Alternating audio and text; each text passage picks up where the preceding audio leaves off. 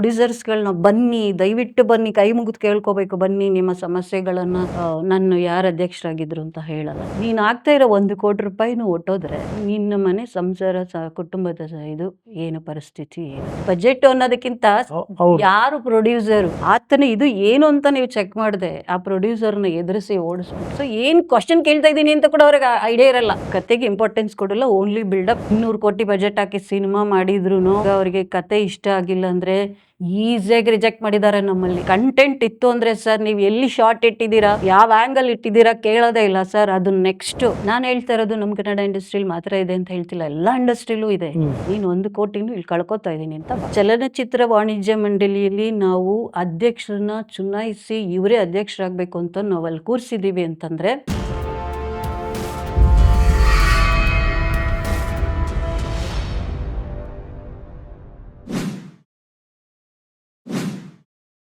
Investing in cinemas without cinema knowledge is injurious to you, your family, and the audience too.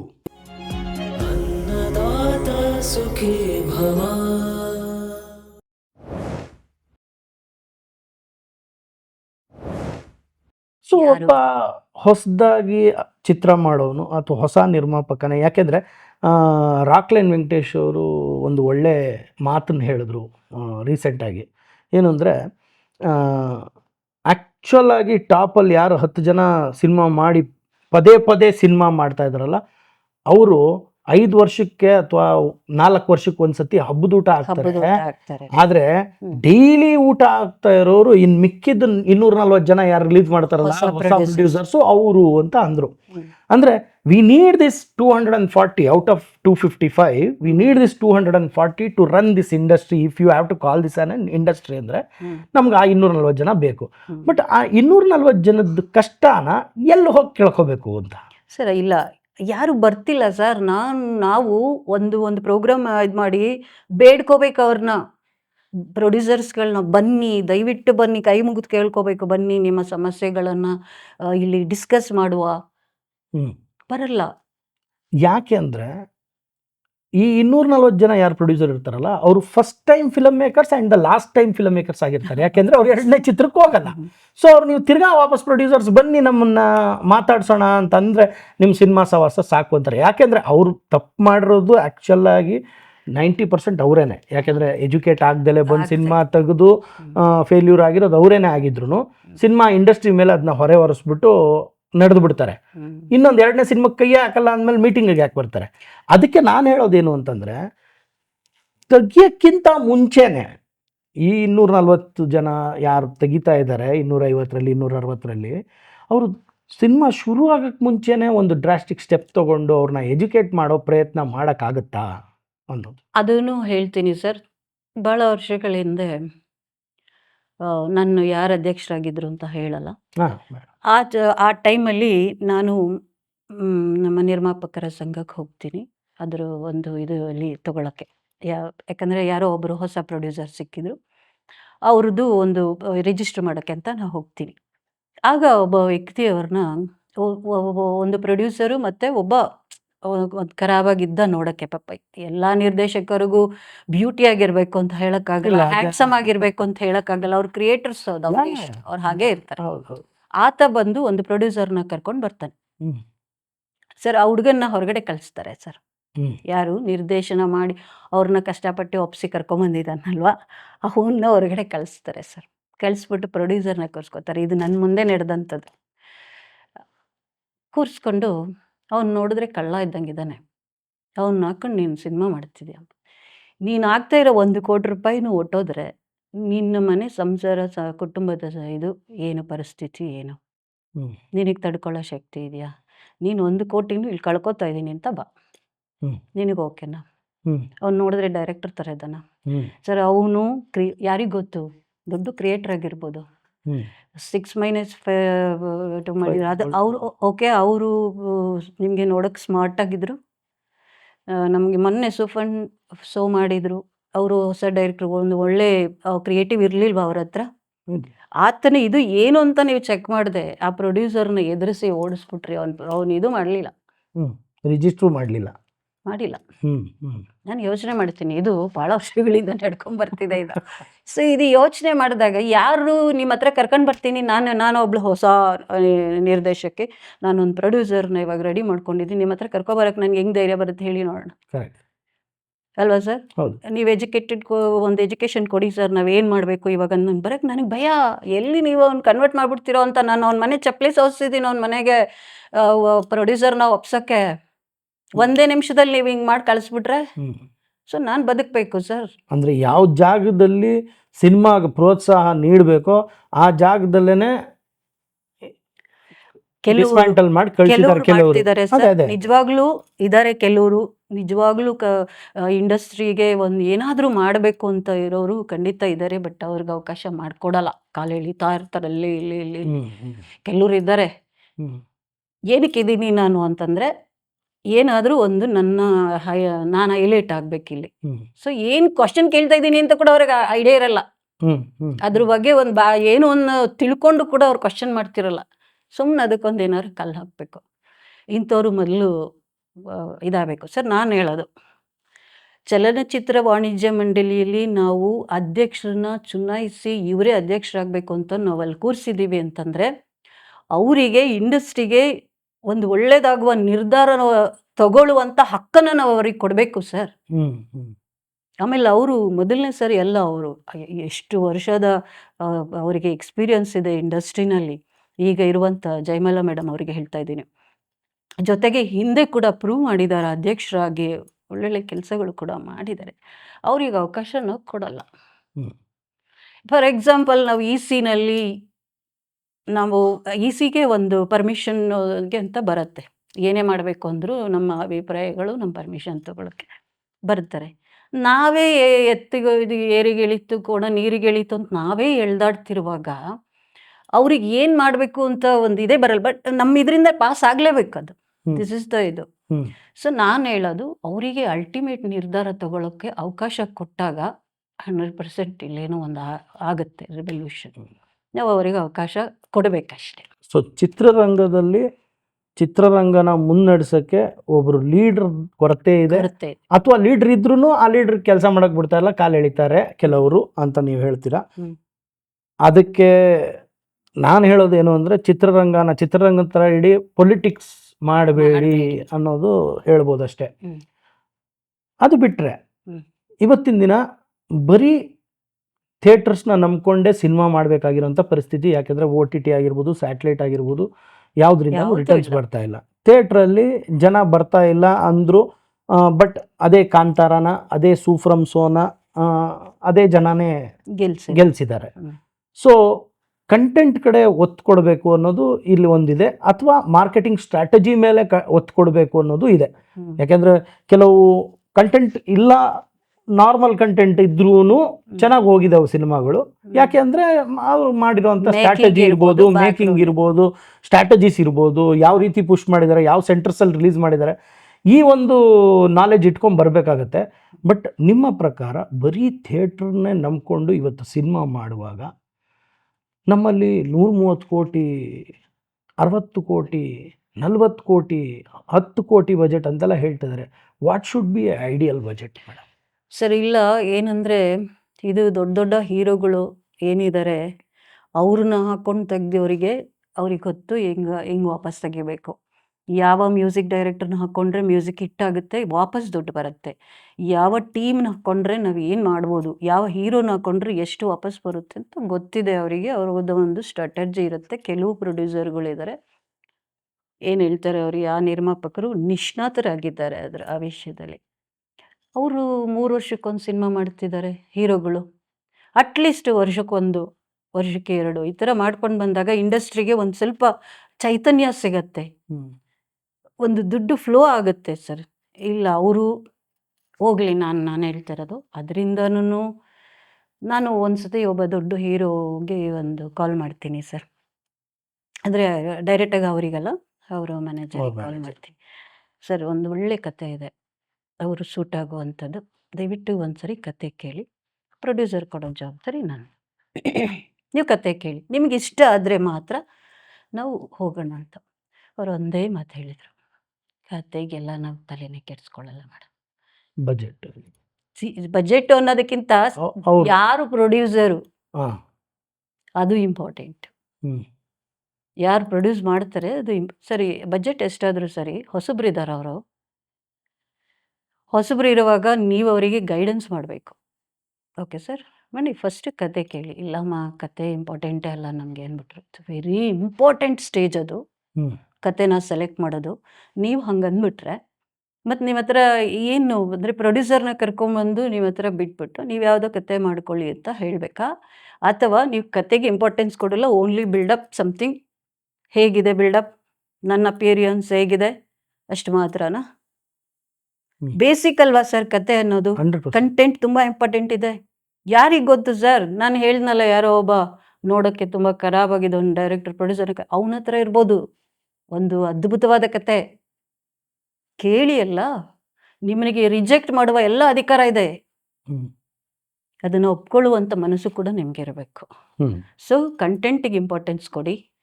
ನಾನು ಹೇಳೋದು major.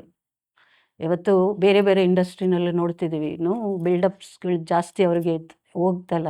ಎಲ್ಲ ಹೀರೋಗಳು ಎಲ್ಲ ಇವಾಗ ನಾವು ವಿಜಯ್ ಸೇತುಪತಿ ನೋಡ್ತೀವಿ, ಓಡಿಸ್ಕೊಂಡು ಬರ್ತಾರೆ.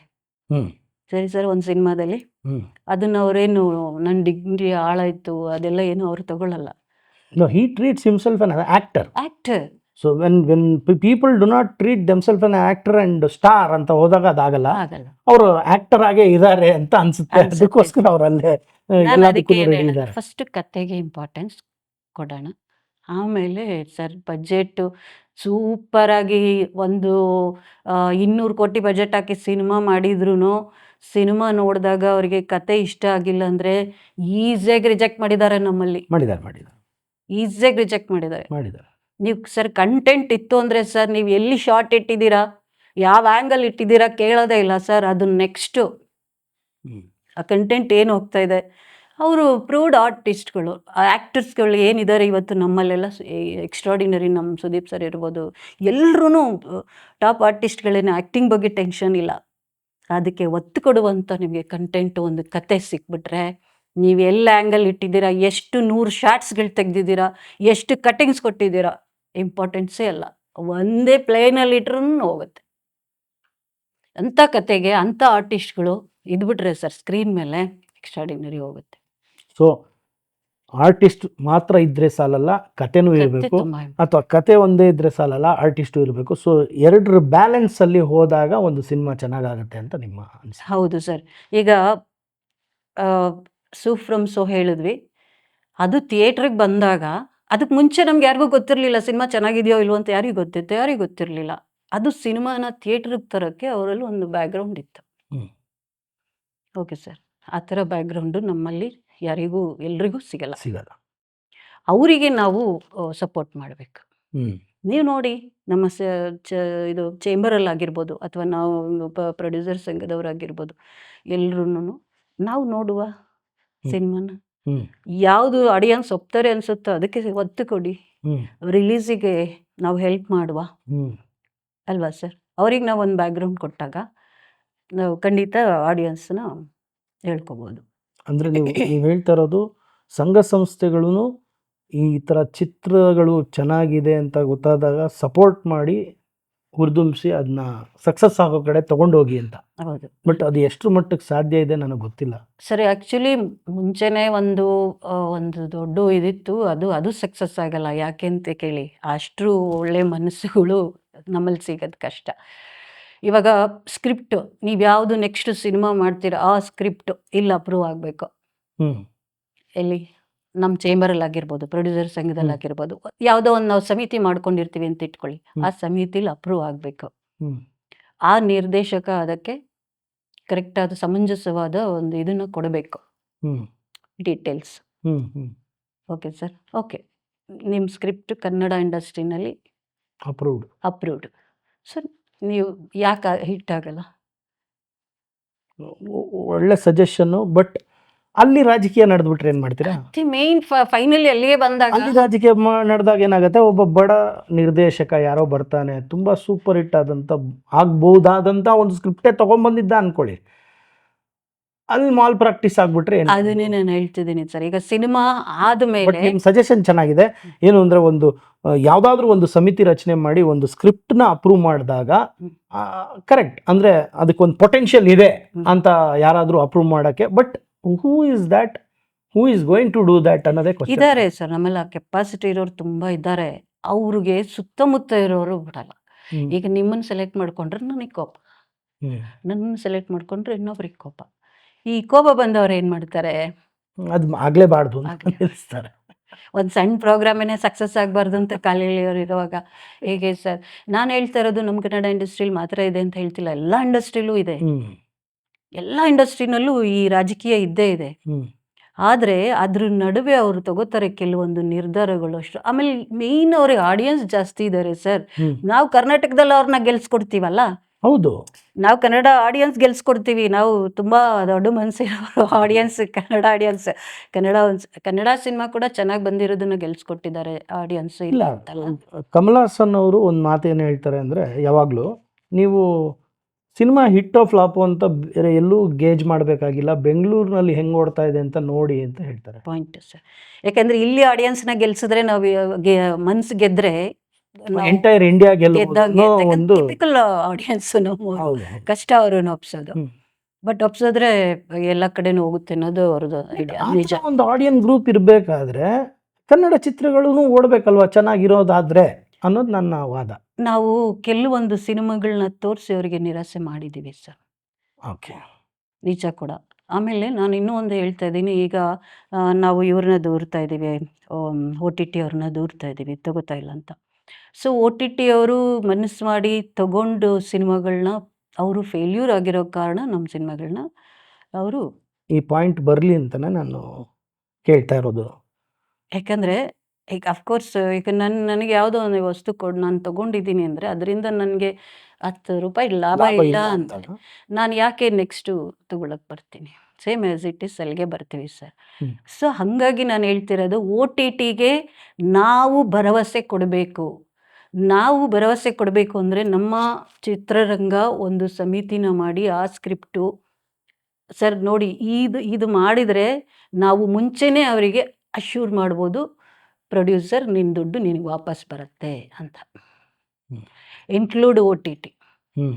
Okay sir. ದೊಡ್ಡ ದೊಡ್ಡ ಬ್ಯಾನರ್ ಸಿನಿಮಾಗಳು ಕೂಡ ಅವರು ಹಾಕಿ ಕೋಟಿಗಟ್ಟಲೆ ಕೊಟ್ಟು ತಗೊಂಡು ದುಡ್ಡು ವಾಪಸ್ ಬರದೇ ಇರೋದ್ರಿಂದ ಅವ್ರು ಏನು ಮಾಡಿದ್ದಾರೆ, ಸೈಡಿಗೆ ಹೋಗಿದ್ದಾರೆ OTT ಅವರು. ಅವ್ರಿಗೆ ನಾವು ಭರವಸೆ ಕೊಡಬೇಕು, ಕರ್ಕೊಂಡು ಬರಬೇಕು ಅವ್ರನ್ನ ವಾಪಸ್ಸು ಅಂತಂದರೆ ಮಿನಿಮಮ್ 5-6 ಸಿನಿಮಾ ಅವ್ರಿಗೊಂದು ಶಕ್ತಿ ಕೊಡಬೇಕು OTT ಅವರಿಗೆ, ಕನ್ನಡ ಇಂಡಸ್ಟ್ರಿಯಿಂದ. ಅದೇ who is going to bell the cat ಅಂತ ಅಂತಾರೆ.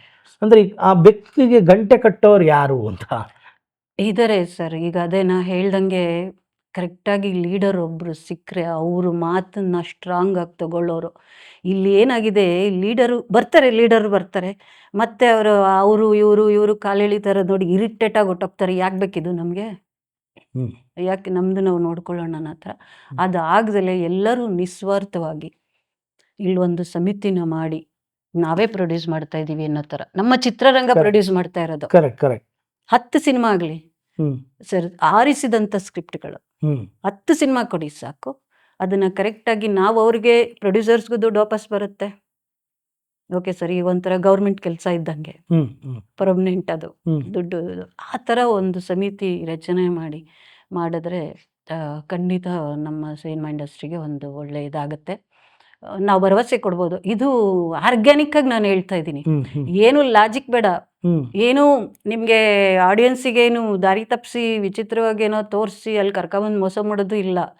ಆಡಿಯನ್ಸ್ ಪಲ್ಸ್ ಏನು ಅಂತ ತಿಳ್ಕೊಳ್ಳೋಂಥ ನಿರ್ದೇಶಕರು ಇದ್ದಾರೆ ನಮ್ಮಲ್ಲಿ. ಆಡಿಯನ್ಸ್ ಪಲ್ಸಿಗೆ ಸಿನಿಮಾ ಮಾಡುವಂಥ ದೊಡ್ಡ ದೊಡ್ಡ ಟ್ಯಾಲೆಂಟ್ ಇದ್ದಾರೆ ನಮ್ಮಲ್ಲಿ. ಅವರಿಗೆ ನಾವು ಹೊರಗಡೆ ತೆಗೆದು, ಹಳೇ ನಿರ್ದೇಶಕರಾಗಲಿ ಪರವಾಗಿಲ್ಲ, ಹೊಸ ನಿರ್ದೇಶಕರಾಗಲಿ ಪರವಾಗಿಲ್ಲ, ಯಾರು ಏನು ಮಾಡ್ತಾ ಇದ್ದಾರೆ ಈಗ ಇವತ್ತಿನ ಇದಕ್ಕೆ ಸರ್, ಅವಾಗ ಅವ್ರಿಗೆ ರಿಲೀಸ್ ಕೂಡ ಈಸಿ ಆಗ್ತದೆ. ರಿಲೀಸ್ ಡೇಟ್ ಕೂಡ ಯಾರು ಕ್ಲಾಶ್ ಮಾಡಲ್ಲ ಅಲ್ವಾ ಸರ್? ನಮಗೆ ಅವಾಗೆಲ್ಲ 100 ಡೇಸು, 100 ವೀಕ್ಸು, 25 ವೀಕ್ಸ್ ಇತ್ತು. ಬೇಡ, 1 ವೀಕ್ ಮಾಡಿಕೊಡಿ ಸರ್ ನಮಗೆ ಆಡಿಯನ್ಸ್ಗೆ. ಸೊ ನಮ್ಮ ಕೈಯಲ್ಲೇ ಇದೆ ಸಿನಿಮಾ, ಪ್ರೊಡ್ಯೂಸರ್ ಮಾತ್ರ ಬೇರೆಯವರು, ಅವರಿಗೆ ನ್ಯಾಯ ಒದಗಿಸ್ತಾ ಇದ್ದೀವಿ.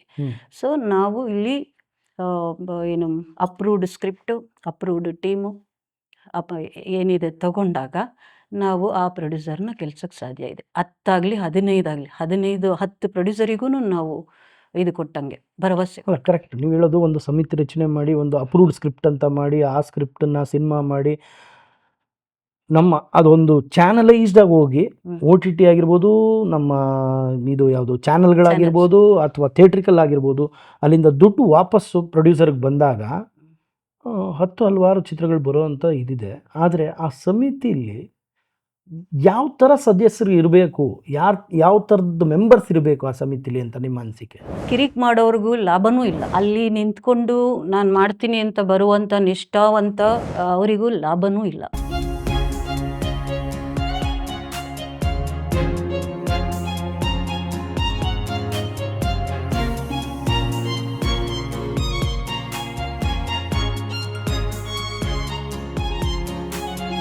अन्नदाता सुखी भव।